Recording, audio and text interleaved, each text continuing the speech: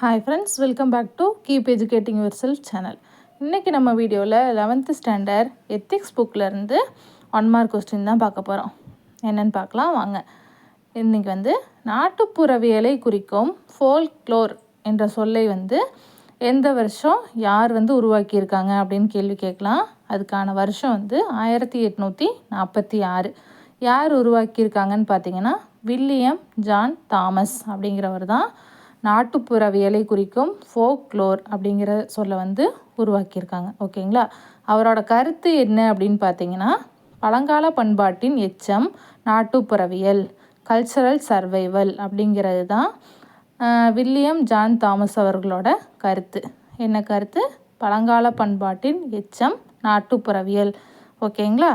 இதில் இப்போ ஃபோக்லோர் யார் உருவாக்கியிருக்கான்னு கேட்டிருக்காங்க.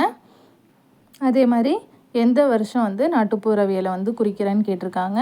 நெக்ஸ்ட்டு வில்லியம் ஜான் தாமஸ் அவர்களோட கருத்து என்ன அப்படின்னு கேட்டிருக்காங்க. ஓகேங்களா. தேங்க்ஸ் ஃபார் வாட்சிங்.